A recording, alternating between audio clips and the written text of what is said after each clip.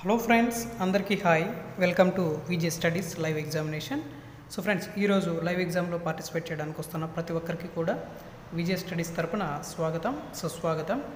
So ఈ video నచ్చిన వాళ్ళు తప్పకుండా ప్రతి ఒక్కరు లైక్ చేయండి ఫ్రెండ్స్. సో ముందుగా అందరికీ good evening. So welcome to VJ studies. So ఈరోజు టాపిక్ ఏంటంటే సోషల్ స్టడీస్ సంబంధించి 9వ తరగతి భారతదేశంలో వ్యవసాయం, భారతదేశంలో పరిశ్రమలు, ద్రవ్య వ్యవస్థ, రుణం, ఈ టాపిక్స్ పైన ఈరోజు లైవ్ ఎగ్జామ్ అయితే కండక్ట్ చేయడం జరుగుతుంది. సో లైవ్ని చివరి వరకు కూడా కంటిన్యూ చేయండి. చాలా అంటే చాలా ఇంపార్టెంట్ ప్రశ్నలు అన్నమాట. ఓకే, సో లైవ్ స్టార్ట్ చేద్దాం ఇక ఆలస్యం చేయకుండా. మొదటి ప్రశ్న, ఈ క్రింది ఏ రాష్ట్రాలలో వరిని వాణిజ్య పంటగా పండిస్తున్నారు? ఈ క్రింది ఏ రాష్ట్రాలలో వరిని వాణిజ్య పంటగా పండిస్తున్నారు?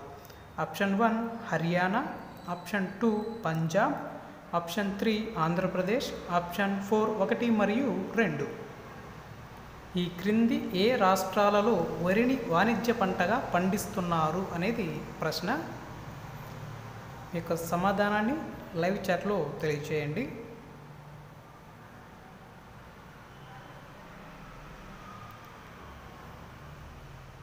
మరి ఈ ప్రశ్నకి సరైనటువంటి సమాధానం ఆప్షన్ 4 1 మరియు 2 హర్యానా, పంజాబ్, ఈ యొక్క రాష్ట్రాలలో వరిని వాణిజ్య పంటగా పండిస్తున్నారు. ఓకేనా ఫ్రెండ్స్, కరెక్ట్గా ఆన్సర్ చేసిన వాళ్ళు ఒక మార్కు యాడ్ చేసుకోండి. నెక్స్ట్ మనం తదుపరి ప్రశ్నలోకి వెళ్దాం. భారతదేశంలో గల పంట కాలాలు ఏవి? భారతదేశంలో గల పంట కాలాలు ఏవి? Option 1 rabi, option 2 kharif, option 3 Zayed, option 4 పైవన్నీ. భారతదేశంలో గల పంట కాలాలు ఏవి అనేది ఇక్కడ ప్రశ్న.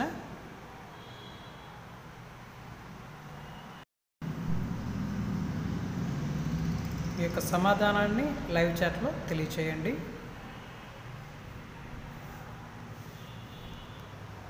మరి ఈ ప్రశ్నకి సరైనటువంటి సమాధానం ఆప్షన్ 4 పైవన్నీ, రబీ, ఖరీఫ్, జయాద్. సో జయాద్ అనగా రబీ మరియు ఖరీఫ్ పంట కాలాలకు మధ్య ఉన్నటువంటి ఆ యొక్క విరామ సమయాన్ని ఏమంటారంటే జయాద్ అనేసి అంటారు అనమాట. ఈ యొక్క జయాద్లో కూడా పంటలు అనేటివి పండిస్తూ ఉంటారు. ఓకేనా ఫ్రెండ్స్, ఈ యొక్క ప్రశ్నకి కరెక్ట్గా ఆన్సర్ చేసిన వాళ్ళు ఒక మార్కు యాడ్ చేసుకోండి. నెక్స్ట్ మనం తదుపరి ప్రశ్నలోకి వెళ్దాం. ఈ క్రింది వాటిలో రబీ పంటలకు ఉదాహరణ? ఈ క్రింది వాటిలో రబీ పంటలకు ఉదాహరణ? ఆప్షన్ 1 గోధుమ, ఆప్షన్ 2 శనగలు, ఆవాలు, ఆప్షన్ 3 బార్లీ, బఠానీ, ఆప్షన్ 4 పైవన్నీ. ఈ క్రింది వాటిలో రబీ పంటలకు ఉదాహరణగా వేటిని పేర్కొంటారు?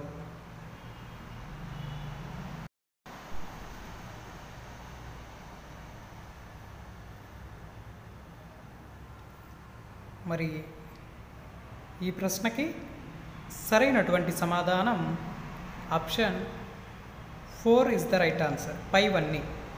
గోధుమ, శనగలు, ఆవాలు, బార్లీ, బఠానీ, ఇవన్నీ కూడా రబీ యొక్క పంటలుగా పేర్కొనవచ్చు అన్నమాట. ఓకేనా friends, option 4 is the correct answer, పైవన్నీ. ఓకే, సో నెక్స్ట్ మనం తదుపరి ప్రశ్నలోకి వెళ్దాం. ఓకేనా, నెక్స్ట్ క్వశ్చన్. ఈ క్రింది వాటిలో ఖరీఫ్ పంట కానిది ఏది? ఈ క్రింది వాటిలో ఖరీఫ్ పంట కానిది ఏది? ఆప్షన్ 1 పత్తి, ఆప్షన్ 2 జనుము, ఆప్షన్ 3 పెసలు, ఆప్షన్ 4 శనగలు. ఈ క్రింది వాటిలో ఖరీఫ్ పంట కానిది ఏది అనేది ఇక్కడ ప్రశ్న.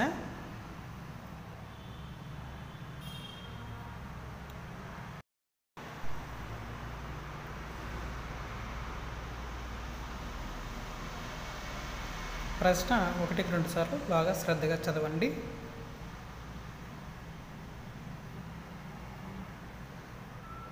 మరి ఈ ప్రశ్నకి సరైనటువంటి సమాధానం ఆప్షన్ 4 శనగలు. ఈ యొక్క ఖరీఫ్ పంట కానిది ఏది అంటే శనగలు అన్నమాట. Option 4 is the correct answer. ఓకేనా, నెక్స్ట్ మనం తరువాత ప్రశ్నలోకి వెళ్దాం. Next question. ఈ క్రింది వాటిలో నైరుతి ఋతుపవన కాలం? ఈ క్రింది వాటిలో నైరుతి ఋతుపవన కాలం? ఆప్షన్ 1 సెప్టెంబర్ నుంచి అక్టోబర్, ఆప్షన్ 2 జూన్ నుంచి సెప్టెంబర్, ఆప్షన్ 3 సెప్టెంబర్ నుంచి డిసెంబర్, ఆప్షన్ 4 జూలై నుంచి నవంబర్. ఈ క్రింది వాటిలో నైరుతి ఋతుపవన కాలం ఏది అనేది ఇక్కడ ప్రశ్న.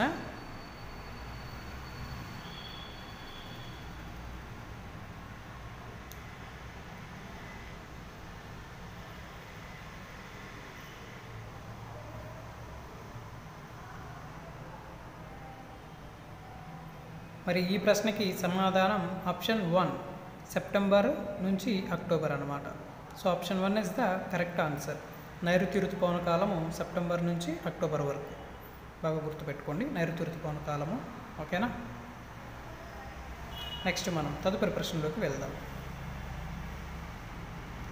ప్రపంచంలో అత్యధికంగా వరిని పండించే దేశాలు. ప్రపంచంలో అత్యధికంగా వరిని పండించే దేశాలు ఏవి? Option 1 China, Japan. Option 2 Bharat, Russia. Option 3 China, Bharat. Option 4 China, America. ప్రపంచంలో అత్యధికంగా వరిని పండించే దేశాలు ఏవి అనేది ఇక్కడ ప్రశ్న.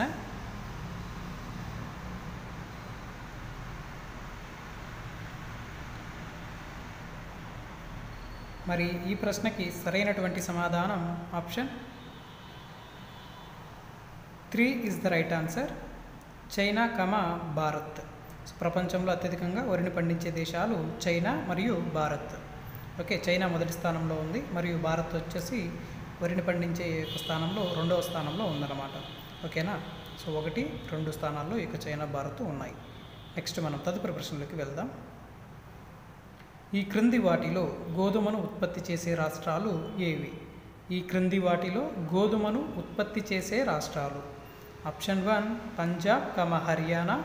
Option 2 Uttar Pradesh, Bihar. Option 3 Rajasthan, Madhya Pradesh. Option 4 పైవన్నీ.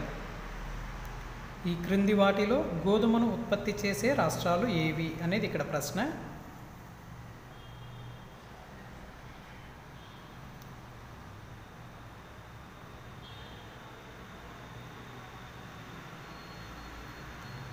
మీ యొక్క సమాధానాన్ని లైవ్ చాట్లో తెలియచేయండి. మరి ఈ ప్రశ్నకి సమాధానం ఆప్షన్ 4 పైవన్నీ. పంజాబ్, హర్యానా, ఉత్తరప్రదేశ్, బీహార్, రాజస్థాన్, మధ్యప్రదేశ్. ఇవి అన్ని రాష్ట్రాల్లో కూడా గోధుమలు అనేటివి ఉత్పత్తి చేస్తూ ఉన్నాయన్నమాట. ఓకేనా. Option 4 is the correct answer. Next క్వశ్చన్లోకి వెళ్దాం. నూతన వ్యవసాయ పరిజ్ఞానంని ఉపయోగించుకున్న మొట్టమొదటి రాష్ట్రం ఏది? నూతన వ్యవసాయ పరిజ్ఞానంని ఉపయోగించుకున్నటువంటి మొట్టమొదటి రాష్ట్రం. Option 1 Punjab. Option 2 Tamil Nadu. Option 3 Andhra Pradesh, Uttar Pradesh. Option 4 పైవన్నీ. నూతన వ్యవసాయ పరిజ్ఞానాన్ని ఉపయోగించుకున్న మొట్టమొదటి రాష్ట్రాలు.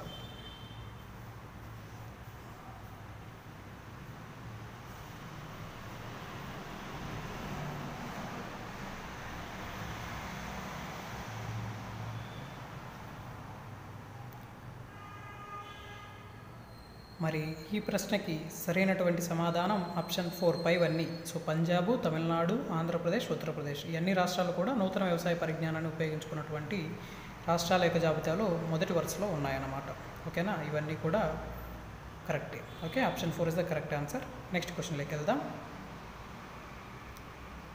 కొత్త రకం వరి పంట రకాలను మొట్టమొదటగా ఏ రాష్ట్రంలో సాగు చేశారు? కొత్త రకం వరి పంట యొక్క రకాలను మొట్టమొదటగా ఏ రాష్ట్రంలో సాగు చేశారు? Option 1 Andhra Pradesh, Telangana. Option 2 Tamil Nadu, Andhra Pradesh. Option 3 Tamil Nadu, Punjab. Option 4 1 మరియు 3.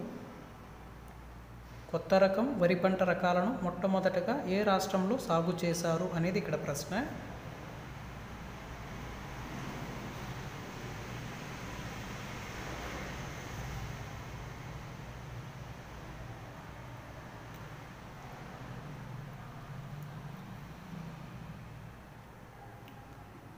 మరి ఈ ప్రశ్నకి సమాధానం option 2 is the right answer. Tamil Nadu, Andhra Pradesh.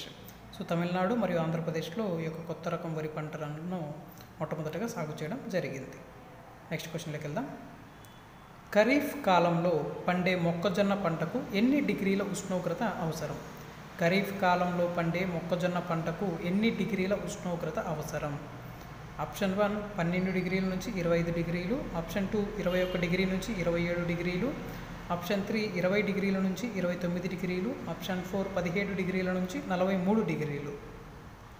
Kharif కాలంలో పండే మొక్కజొన్న పంటకు ఎన్ని డిగ్రీల ఉష్ణోగ్రత అనేది అవసరం అవుతుంది అనేది ఇక్కడ ప్రశ్న. చాలా ఇంపార్టెంట్ ఈ క్వశ్చన్.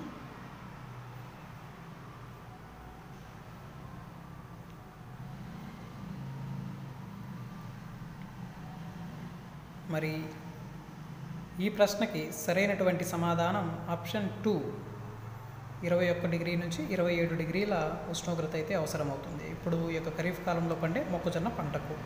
ఓకేనా, option 2 is the correct answer. Next మనం తదుపరి ప్రశ్నలోకి వెళ్దాం. ఈ క్రింది వాటిలో చిరుధాన్యాలకు ఉదాహరణ ఏది? ఈ క్రింది వాటిలో చిరుధాన్యాలకు ఉదాహరణ ఆప్షన్ 1 జొన్న సజ్జలు, ఆప్షన్ 2 రాగులు జొన్నలు, ఆప్షన్ 3 1 మరియు 2, ఆప్షన్ 4 పెసలు మినుములు. ఈ క్రింది వాటిలో చిరుధాన్యాలకు ఉదాహరణ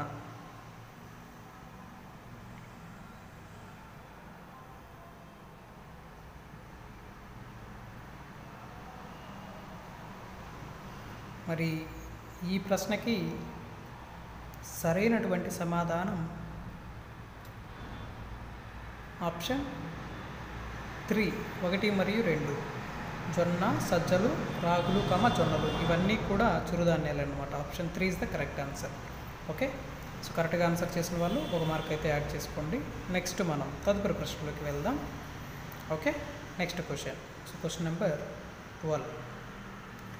ఈ క్రింది వాటిలో వేటిలో ఎక్కువగా సూక్ష్మ పోషకాలు మరియు ఇనుము కాల్షియం లభిస్తుంది? ఈ క్రింది వాటిలో వేటిలో ఎక్కువగా సూక్ష్మ పోషకాలు మరియు ఇనుము కాల్షియం లభిస్తుంది? ఆప్షన్ 1 జొన్నలు, ఆప్షన్ 2 రాగులు, ఆప్షన్ 3 సజ్జలు మినుములు, ఆప్షన్ 4 పైవన్నీ. ప్రశ్న బాగా అర్థం చేసుకోండి. ఓకే, 1-2 సార్లు బాగా చదవండి ఫ్రెండ్స్. చదివిన తర్వాత మీ యొక్క సమాధానాన్ని లైవ్ చాట్లో తెలియజేయండి.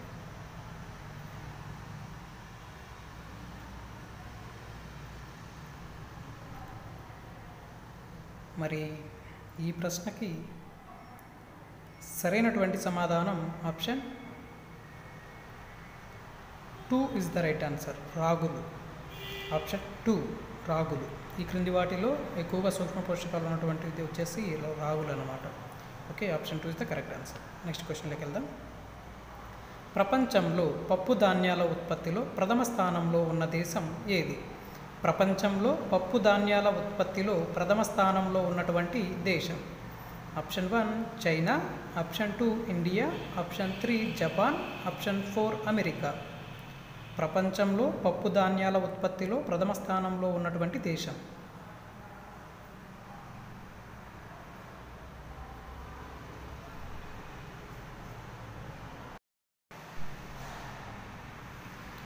మరి ఈ ప్రశ్నకి సరైనటువంటి సమాధానం option 2 is the right answer. India. Option 2 ప్రపంచంలో పప్పు ధాన్యాల ఉత్పత్తిలో ప్రథమ స్థానంలో ఉన్నటువంటి దేశం మన యొక్క భారతదేశం అన్నమాట.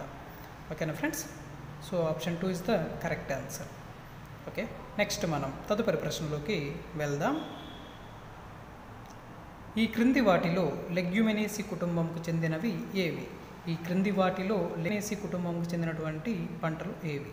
ఆప్షన్ 1 కందులు మినుములు, ఆప్షన్ 2 పెసలు బఠానీ, ఆప్షన్ 3 శనగలు బఠానీ, ఆప్షన్ 4 పైవన్నీ.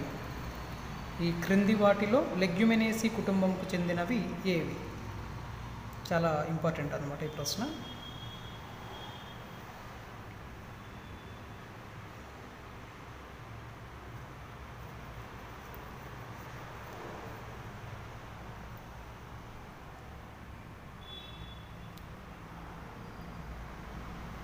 మరి ఈ ప్రశ్నకి సమాధానం ఆప్షన్ 4 పైవన్నీ. కందులు, మినుములు, పెసలు, బఠానీ, శనగలు. సో ఇవన్నీ కూడా లెగ్యూమినేసి కుటుంబానికి చెందినటువంటివి. ఓకేనా, నెక్స్ట్ మనం తదుపరి ప్రశ్నలోకి వెళ్దాం. Okay, next question. చెరుకును ఎక్కువగా పండించే దేశం ఏది? చెరుకును ఎక్కువగా పండించే దేశం ఏది? Option 1 Brazil, option 2 India, option 3 China, option 4 America. చెరుకును ఎక్కువగా పండించేటటువంటి దేశం ఏది అనేది ఇక్కడ ప్రశ్న.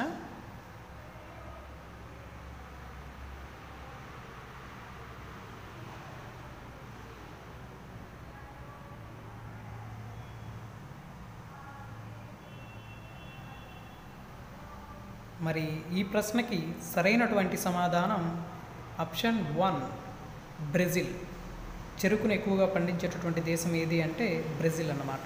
సో చాలా ఇంపార్టెంట్, బాగా గుర్తుపెట్టుకోండి. Option 1 is the correct answer. So కరెక్ట్గా ఆన్సర్ చేసిన వాళ్ళు 1 మార్కు యాడ్ చేసుకోండి. ఓకేనా? సో నెక్స్ట్ మనం తర్వాత ప్రశ్నలోకి వెళ్దాం. Okay friends, next question. ఈ క్రింది పంటలో బ్రిటిష్ వారి చేత భారతదేశంలో ప్రవేశపెట్టిన పంటగా ఏ పంటను పేర్కొంటారు? ఈ క్రింది పంటలో బ్రిటిష్ వారి చేత భారతదేశంలో ప్రవేశపెట్టిన పంటగా ఏ పంటను పేర్కొంటారు? ఆప్షన్ 1 కాఫీ, ఆప్షన్ 2 తేయాకు, ఆప్షన్ 3 ఉద్యానవన పంటలు, ఆప్షన్ 4 ఆహారేతర పంటలు. ఈ క్రింది పంటలో బ్రిటిష్ వారి చేత భారతదేశంలో ప్రవేశపెట్టబడినటువంటి పంటగా ఏ పంటను పేర్కొంటారు అనేది ప్రశ్న.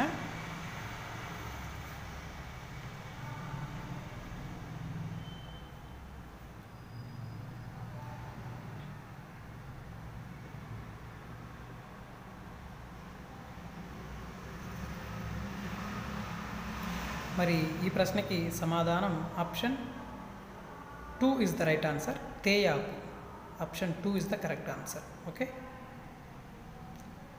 తేయాకు పంటలు పండించే రాష్ట్రాలు ఏవి? తేయాకు పంటలు పండించే రాష్ట్రాలు ఏవి? ఆప్షన్ 1 అస్సోం, పశ్చిమ బెంగాల్, ఆప్షన్ 2 తమిళనాడు, కేరళ, ఆప్షన్ 3 1 మాత్రమే సరైనది, ఆప్షన్ 4 1 మరియు 2 సరైనవి. తేయాకు పంటలు పండించే రాష్ట్రాలు ఏవి అనేది ఇక్కడ ప్రశ్న.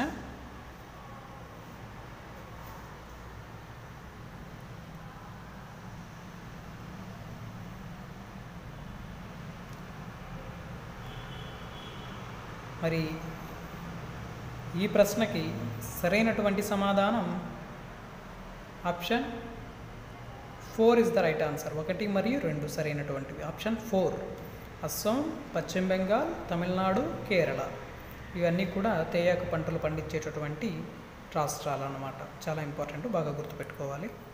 ఓకే, నెక్స్ట్ మనం తరువాత ప్రశ్నలోకి వెళ్దాం.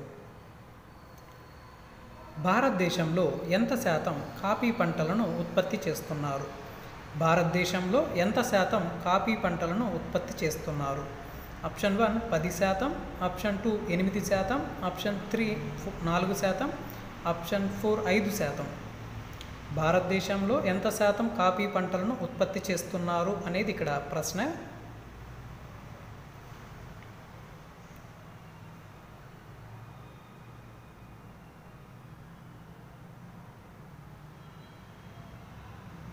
మరి ఈ ప్రశ్నకి సరైనటువంటి సమాధానం ఆప్షన్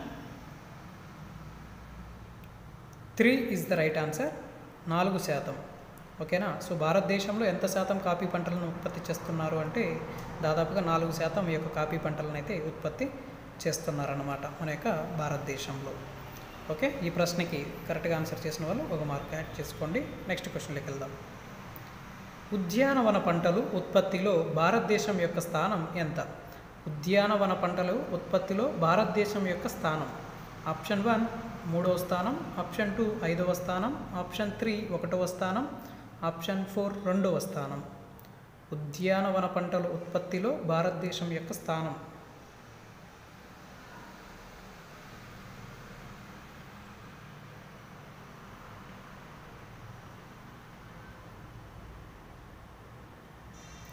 మరి ఈ ప్రశ్నకి సరైనటువంటి సమాధానం మీ యొక్క సమాధానాన్ని లైవ్ చాట్లో తెలియచేయండి.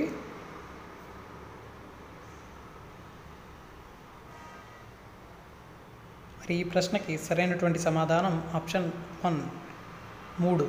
అంటే భారతదేశం యొక్క స్థానం వచ్చేసి 3వ స్థానంలో ఉంది. నెక్స్ట్ మనం తదుపరి ప్రశ్నలోకి వెళ్దాం.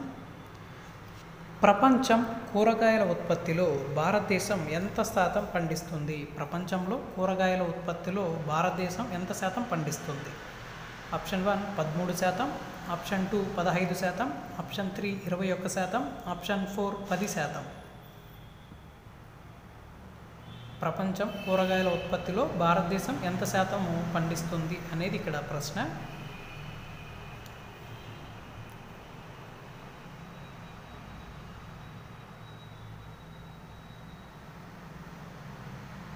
మరి ఈ ప్రశ్నకి సరైనటువంటి సమాధానం ఆప్షన్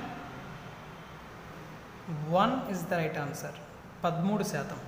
ఓకేనా, option 1 is the correct answer అన్నమాట. ప్రపంచ కూరగాయల ఉత్పత్తిలో భారతదేశం దాదాపుగా 13% పండిస్తుంది. ఓకే, నెక్స్ట్ మనం తదుపరి ప్రశ్నలోకి వెళ్దాం. ఈ క్రింది వాటిలో భూమధ్య రేఖ ప్రాంతపు పంటగా ఏ పంటను పేర్కొంటారు? ఈ క్రింది వాటిలో భూమధ్య రేఖ ప్రాంతపు పంటగా ఏ పంటను పేర్కొంటారు? ఆప్షన్ 1 నార పంటలు, ఆప్షన్ 2 పత్తి, ఆప్షన్ 3 రబ్బరు, ఆప్షన్ 4 జనుము. ఈ క్రింది వాటిలో భూమధ్య రేఖ ప్రాంతపు పంటగా ఏ పంటను పేర్కొంటారు అనేది ఇక్కడ ప్రశ్న.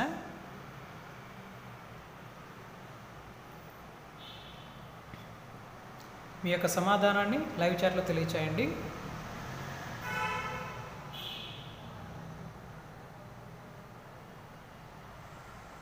మరి ఈ ప్రశ్నకి సరైనటువంటి సమాధానం option 3 rubber.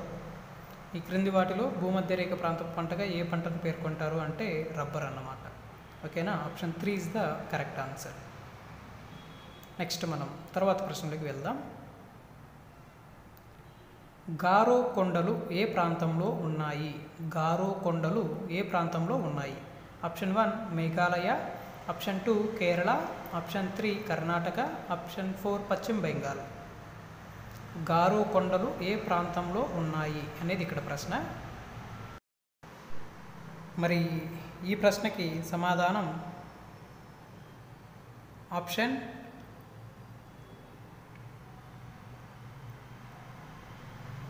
1 is the right answer, Meghalaya.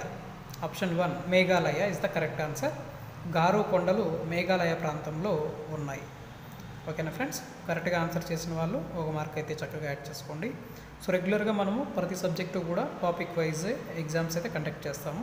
Social, science, Telugu అన్నీ ఉంటాయి. సో అన్ని సబ్జెక్ట్స్ 1 by 1 నీట్గా కండక్ట్ చేయడం జరుగుతుంది. కంప్లీట్ సిలబస్ అనేది చేసిన తర్వాతే మనము డిఎస్సి సిలబస్ స్టార్ట్ చేస్తాం. ఓకే, నెక్స్ట్ క్వశ్చన్లోకి వెళ్దాం. ప్రపంచం రబ్బరు ఉత్పత్తిలో భారతదేశం యొక్క స్థానం. ప్రపంచంలో రబ్బరు ఉత్పత్తిలో భారతదేశం యొక్క స్థానం. Option 1 3, option 2 7, option 3 5, option 4 2. ప్రపంచంలో రబ్బరు ఉత్పత్తిలో భారతదేశం యొక్క స్థానం. సో ఇప్పుడు ప్రజెంట్ మనము టెట్ 2కి సంబంధించినటువంటి టాపిక్స్ మాత్రమే చెప్పడం జరుగుతుంది. నెక్స్ట్ టెట్ కంప్లీట్ అయిన తర్వాత మళ్ళీ డిఎస్6కి కూడా కంటిన్యూషన్గా క్లాసెస్ అయితే జరుగుతూనే ఉంటాయి. ఆన్లైన్ ఎగ్జామ్స్ ఉంటాయి, లైవ్ ఎగ్జామ్స్ కంటిన్యూగా ఉంటాయి. సో టెట్ 2 డిఎస్సి పూర్తిగా కంప్లీట్ అయిపోయేంత వరకు కూడా మన యొక్క ఛానల్లో రెగ్యులర్గా జరుగుతూనే ఉంటాయి ఫ్రెండ్స్. ఓకేనా, సబ్స్క్రైబ్ చేసుకొని రెగ్యులర్గా ఫాలో అవ్వండి.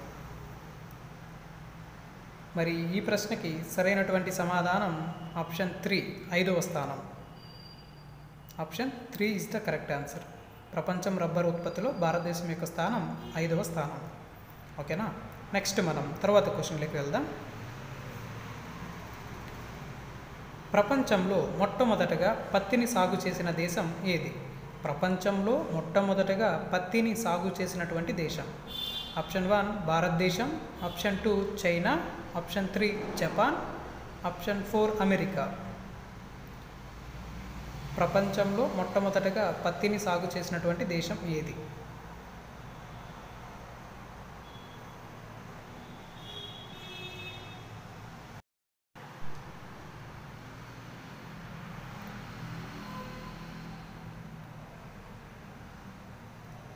మరి ఈ ప్రశ్నకి సరైనటువంటి సమాధానం option 1 is the right answer, భారతదేశం. ప్రపంచంలో మొట్టమొదటిసారిగా పత్తిని సాగు చేసినటువంటి దేశం ఏది అంటే మన యొక్క భారతదేశం అన్నమాట.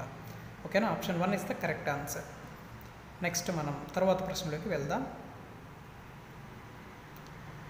బంగారు పీచుగా ప్రసిద్ధి చెందినది ఏది? బంగారు పీచుగా ప్రసిద్ధి చెందినది ఏది? ఆప్షన్ 1 పత్తి, ఆప్షన్ 2 జనుము, ఆప్షన్ 3 పట్టు, ఆప్షన్ 4 పైవన్నీ. బంగారు పీచుగా ప్రసిద్ధి చెందినది ఏది అనేది ఇక్కడ ప్రశ్న.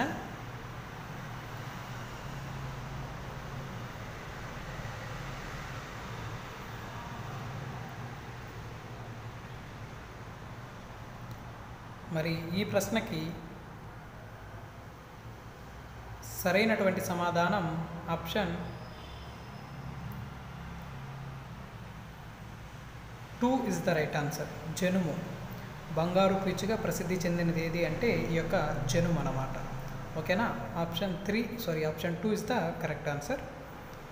జనుము అనేది బంగారు పీచుగా ప్రసిద్ధి చెందినటువంటిది. ఓకే, నెక్స్ట్ క్వశ్చన్లోకి వెళ్దాం. మొదటి నూలు మిల్లును ముంబైలో ఎప్పుడు స్థాపించారు? మొదటి నూలు మిల్లును ముంబైలో ఎప్పుడు స్థాపించారు? Option 1 1857, option 2 1854, option 3 1875, option 4 1896. మొదటి నూలు మిల్లును ముంబైలో ఎప్పుడు స్థాపించారు అనేది ఇక్కడ ప్రశ్న.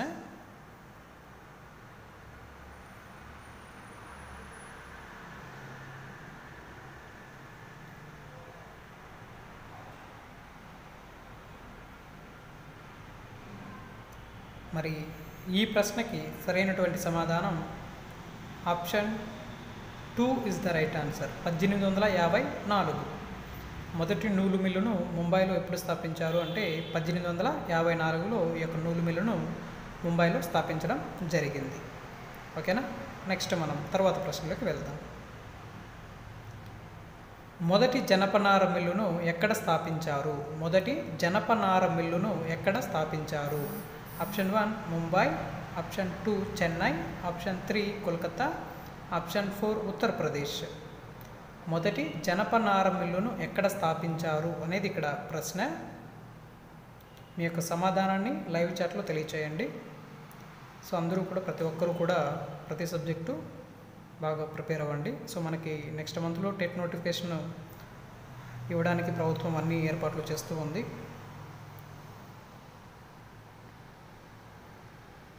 సో ఈసారి హెవీ కాంపిటీషన్ అయితే ఉంటుంది ఫ్రెండ్స్. ఎక్కడ నెగ్లెక్ట్ చేయకండి, చాలా బాగా ప్రిపేర్ అవ్వాలి. మరి ఈ ప్రశ్నకి సరైనటువంటి సమాధానం option 3 is the right answer. Kolkata. మొదటి జనపనార మిల్లును ఎక్కడ స్థాపించారు అంటే కోల్కతాలో స్థాపించడం జరిగింది. Option 3 is the correct. Next, ప్రపంచంలో పంచదార ఉత్పత్తిలో భారత్ యొక్క స్థానం ఎంత? ప్రపంచంలో పంచదార ఉత్పత్తిలో భారత్ యొక్క స్థానం. Option 1 2, option 2 5, option 3 4, option 4 1. ప్రపంచంలో పంచదార ఉత్పత్తిలో భారత్ యొక్క స్థానం.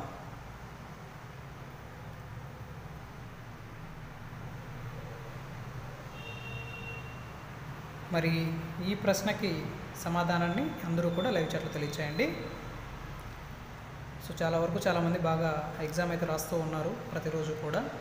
ఇంకొంతమంది ఇప్పటికీ కూడా ప్రిపరేషన్ స్టార్ట్ చేయలేదు. ఇంకొంతమంది డైలమాలో ఉన్నారు. కొంతమంది అటు ఇటు టైం వేస్ట్ చేస్తూ ఉన్నటువంటి వాళ్ళు కూడా ఉన్నారు. ఓకే, ఈ ప్రశ్నకి సరైనటువంటి సమాధానం ఆప్షన్ 1 2వ స్థానం. Option 1 is the correct answer. Okay, next క్వశ్చన్లోకి వెళ్దాం. మొదటి సిమెంటు కర్మాగారాన్ని ఎక్కడ స్థాపించారు? మొదటి సిమెంటు కర్మాగారాన్ని ఎక్కడ స్థాపించారు? Option 1 Chennai, option 2 Bengaluru, option 3 Mumbai, option 4 Calcutta. మొదటి సిమెంటు కర్మాగారాన్ని ఎక్కడ స్థాపించారు అనేది ఇక్కడ ప్రశ్న.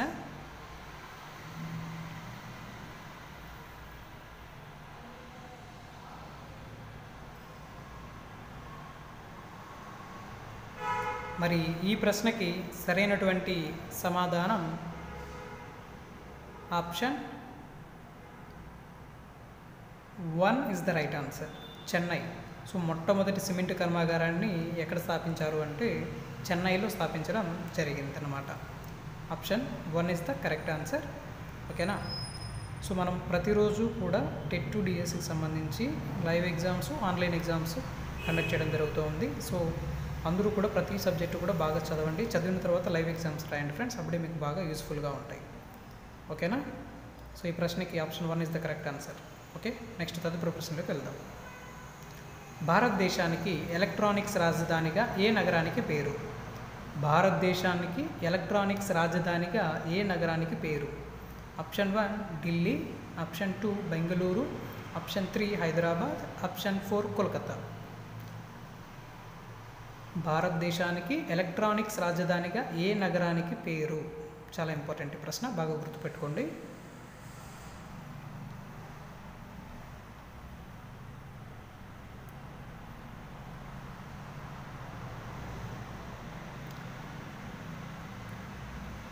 మరి ఈ ప్రశ్నకి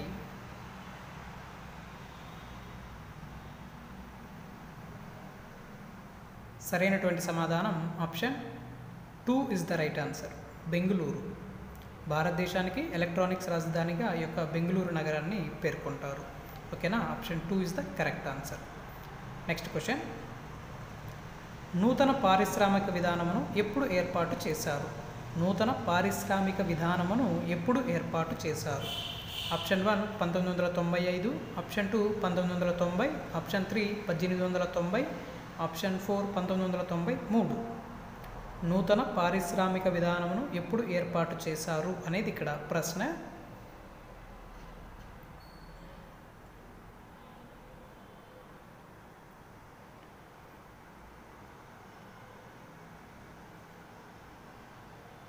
మరి ఈ ప్రశ్నకి సరైనటువంటి సమాధానం ఆప్షన్ 2 1990. నూతన పారిశ్రామిక విధానమును 1990లో ఏర్పాటు చేయడం జరిగింది. Option 2 is the correct answer. Next మనం తర్వాత ప్రశ్నలోకి వెళ్దాం. ఓకేనా ఫ్రెండ్స్, నెక్స్ట్ క్వశ్చన్. బీపీఓ అనగా option 1 business process outsourcing, option 2 business planning authority, option 3 business in public oriental, option 4 business process office. BPO అనగా ఏంటి?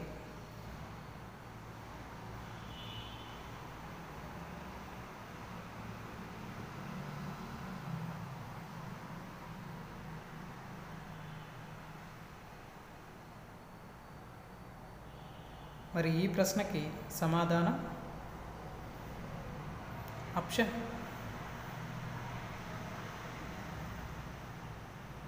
1 is the right answer. Business process outsourcing. BPO అనగా business process outsourcing అనమాట. Option 1 is the correct answer. ఓకేనా, so కరెక్ట్గా answer చేసిన వాళ్ళు ఒక mark add చేసుకోండి. నెక్స్ట్ మనం తదుపరి ప్రశ్నలోకి వెళ్దాం. ఆరోగ్య రంగంలో భారతదేశం ఎన్ని లక్షల వృత్తి సేవా నిపుణుల కొరతను ఎదుర్కొంటుంది? సో ఆరోగ్య రంగంలో భారతదేశం ఎన్ని లక్షల వృత్తి సేవా నిపుణుల కొరతను ఎదుర్కొంటుంది? Option 1 55, option 2 64, option 3 77, option 4 85. ఆరోగ్య రంగంలో దాదాపుగా భారతదేశం అనేది ఎన్ని లక్షల వరకు కూడా వృత్తి సేవా నిపుణులు కొరతను ఎదుర్కొంటుంది, అంటే అన్ఎంప్లాయీస్ అన్నమాట.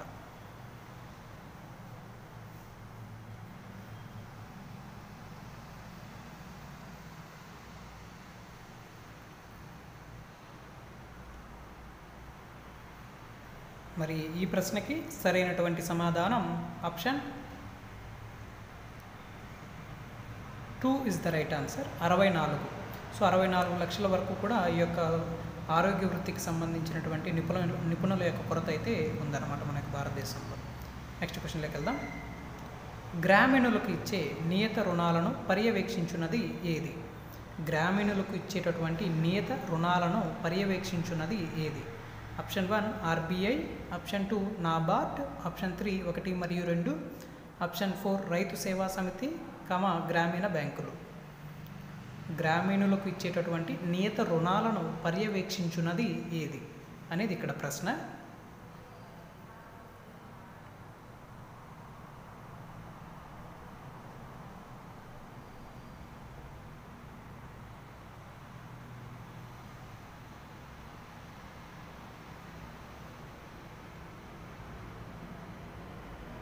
మరి ఈ ప్రశ్నకి సరైనటువంటి సమాధానం option 3 is the right answer. 1 మరియు 2 ఆర్బీఐ, అదేవిధంగా నాబార్డ్.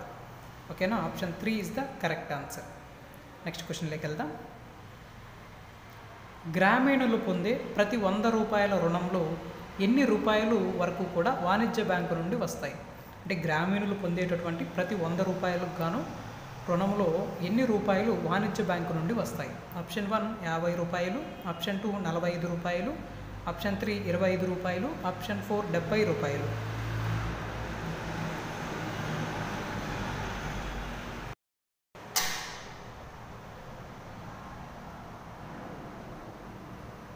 గ్రామీణులు పొందే ప్రతి 100 రూపాయల రుణంలో కూడా ఎన్ని రూపాయల వరకు వాణిజ్య బ్యాంకు నుండి వస్తాయి అనేది ఇక్కడ ప్రశ్న. మరి ఈ ప్రశ్నకి సరైనటువంటి సమాధానం option 3 is the right answer. 25 రూపాయలు. అంటే గ్రామీణులు పొందే ప్రతి 100 రూపాయల రుణంలో కూడా వాణిజ్య బ్యాంకు నుండి దాదాపుగా 25 రూపాయలు అయితే వస్తుంది. Okay, option 3. 2011లో భారతదేశంలో గల రైతుల సంఖ్య. 2011లో భారతదేశంలో గల రైతుల సంఖ్య. ఆప్షన్ 1 5.3 కోట్లు, ఆప్షన్ 2 14 కోట్లు, ఆప్షన్ 3 12 కోట్లు, ఆప్షన్ 4 17 కోట్లు. ప్రశ్న బాగా అర్థం చేసుకోండి. అర్థం చేసుకున్నాక ఆన్సర్ని లైవ్ చాట్లో తెలియచేయండి.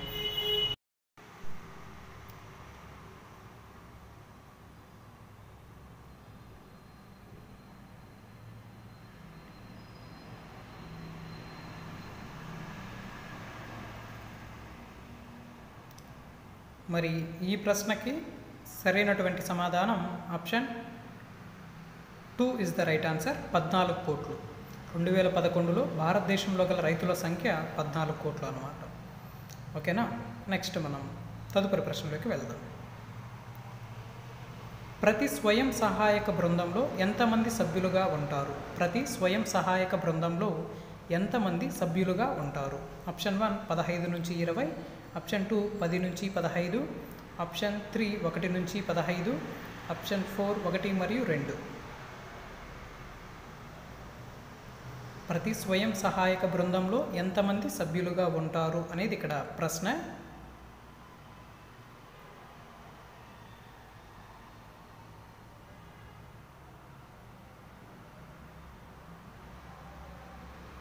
మరి ఈ ప్రశ్నకి సరైనటువంటి సమాధానం option 1 is the right answer. 15 నుంచి 20. సో ప్రతి స్వయం సహాయక బృందంలో కూడా 15 నుంచి 20 మంది సభ్యులైతే ఉంటారు. ఓకేనా, option 1 is the correct answer. Next క్వశ్చన్లోకి వెళ్దాం. జనపనార పరిశ్రమ ఎన్ని లక్షల కార్మికులకు ప్రత్యక్షంగా ఉపాధి కల్పిస్తుంది? జనపనార పరిశ్రమ ఎన్ని లక్షల కార్మికులకు ప్రత్యక్షంగా ఉపాధి కల్పిస్తుంది? Option 1 2.45, option 2 2.61, option 3 3.55, option 4 3.61. జనపనార పరిశ్రమ ఎన్ని లక్షల కార్మికులకు ప్రత్యక్షంగా ఉపాధిని కల్పిస్తుంది అనేది ఇక్కడ ప్రశ్న.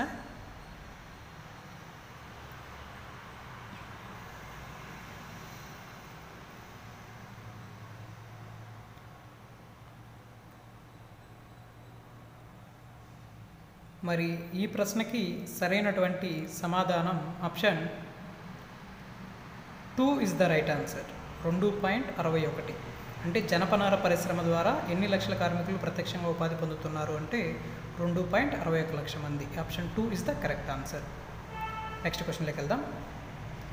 ప్రస్తుతం భారతదేశంలో ఎన్ని నూలు మిల్లులు ఉన్నాయి? ప్రస్తుతం మన యొక్క భారతదేశంలో ఎన్ని నూలు మిల్లులు ఉన్నాయి? Option 1 1700, option 2 1200, option 3 1600, option 4 1800. ప్రస్తుతం మన యొక్క భారతదేశంలో ఎన్ని నూలు మిల్లులు ఉన్నాయి అనేది ఇక్కడ ప్రశ్న.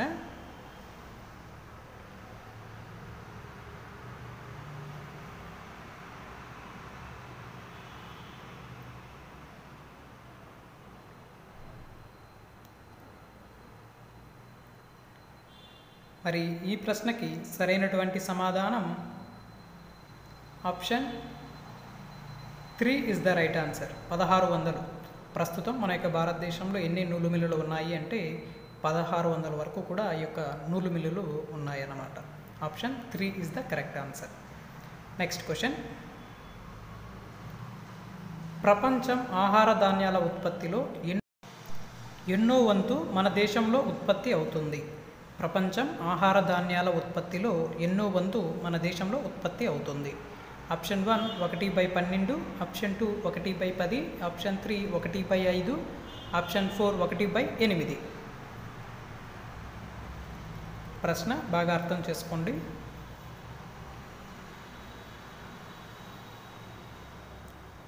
ప్రపంచం ఆహార ధాన్యాల ఉత్పత్తిలో ఎన్నో వంతు మన దేశంలో ఉత్పత్తి అవుతుంది అనేది ఇక్కడ ప్రశ్న.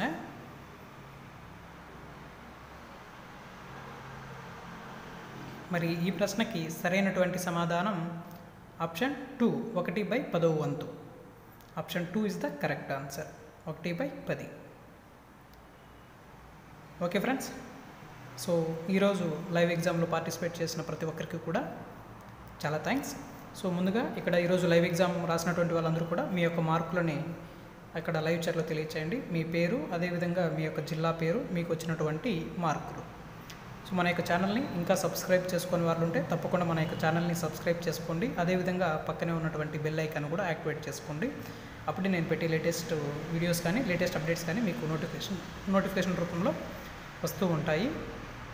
మనం టెట్ డిఎస్సికి సంబంధించి ప్రతి సబ్జెక్టు ప్రతిరోజు కూడా లైవ్ ఎగ్జామ్స్, ఆన్లైన్ ఎగ్జామ్స్ అయితే కండక్ట్ చేయడం జరుగుతుంది. సో రెగ్యులర్గా మన యొక్క ఛానల్ని ఫాలో అవుతూ ఉండండి. ఓకేనా? సో మనకి కంప్లీట్గా డిఎస్సి కంప్లీట్ అయిపోయేంత వరకు కూడా మనం ఎగ్జామ్స్ అయితే కండక్ట్ చేయడం జరుగుతుంది. ఇంట్రెస్ట్ ఉన్న వాళ్ళు వాట్సాప్ గ్రూప్లో, అదేవిధంగా డిస్క్రిప్షన్లో టెలిగ్రామ్ గ్రూప్ కూడా యాడ్ చేయడం జరిగింది. సో ఇంట్రెస్ట్ ఉన్న వాళ్ళు టెలిగ్రామ్ గ్రూప్లో కూడా జాయిన్ అవ్వండి. ఓకేనా? కింద వీడియో డిస్క్రిప్షన్లో టెలిగ్రామ్ గ్రూప్ కూడా ఉంది. ఓకే ఫ్రెండ్స్, సో ఈరోజు లైవ్ ఎగ్జామ్లో పార్టిసిపేట్ చేసిన ప్రతి ఒక్కరికి కూడా చాలా థ్యాంక్స్. ఇంతటితో ఈ లైవ్ను ముగిస్తున్నాను. Thank you so much. Good night. Thank you. Bye.